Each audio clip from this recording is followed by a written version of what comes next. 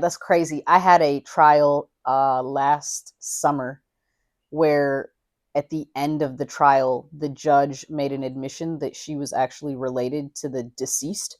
And it was a murder trial. Wow. And it took 3 years to actually come to trial.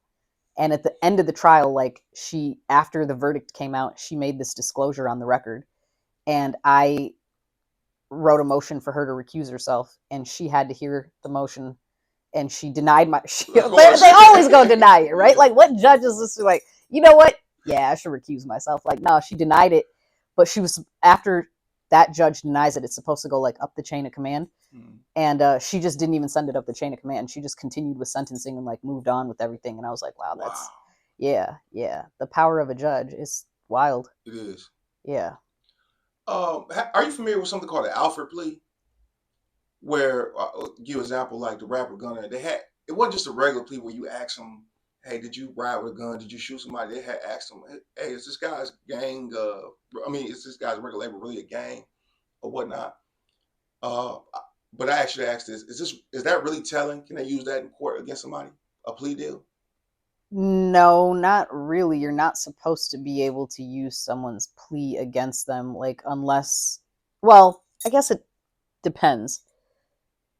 So you could, like, if you got two people that are like testifying, like if one guy is like a co-defendant, or even not a co-defendant, like if he's like, well, I guess he would be, if he would have been a co-defendant, right?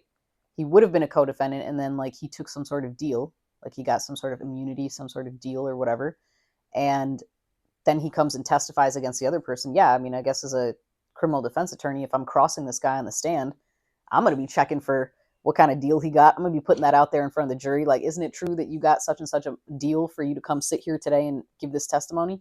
Right. Yeah, so I would for sure do that.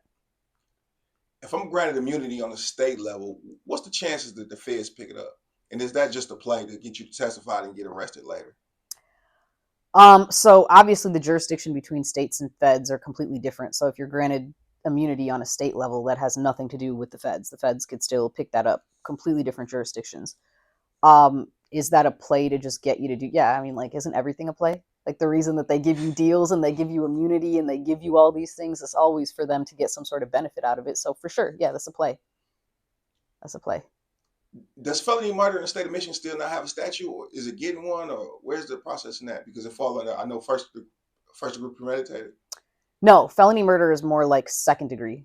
So the elements for it are the same as second degree, but felony murder, there just has to be a felony that happens during the commission of a felony, a murder occurs. So it's different than first degree premeditated. First degree is completely different.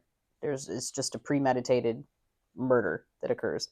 Felony murder means that you're committing some sort of felony, and in the commission of that, somebody gets killed. Do you believe it should be a cap on every crime? No natural life sentences? Yeah, I do. Yeah, I don't know. That's a tough one. Every crime? Like, well, okay, I get what it confused. Yeah, like, there's some crimes where it's like, depending on the nature of it, like, how egregious are we talking? Like, if we're talking something less like ridiculous, right? Like someone who's like a serial killer, or someone who's like this like child pedophile or something like that. Like, no, dog, you might not need to be out here in these streets. Like, that might be some, like, yeah, you might need that natural. You might need to go sit that one on down. Like, well, let me ask this then to piggyback off that question. Okay. If they under the age of what is it, 18 or 17? 17, yeah. And they commit something crazy, like it was one guy, I think it's Michael Gavon. He like killed a family of 5 at the age of 15, 16 years old. Do you believe no matter what the crime is, the juvenile should get a second chance? Okay, so when you say no matter what the crime, I think that there's facts and circumstances to everything, right? And I think that should be considered. But at the age of 15 or 16, because you murdered a family of 5, like, to me, it doesn't matter if it's a family of 5, a family of 10, a family of 3. Like, you're 15 or 16 years old. Like, I think there should be a time. Yeah, you're going to have to sit that down for a minute. You know what I mean? But like, after that, like, you definitely should be looked at again and considered to potentially have a second chance. I don't think that's just the end all be all for you.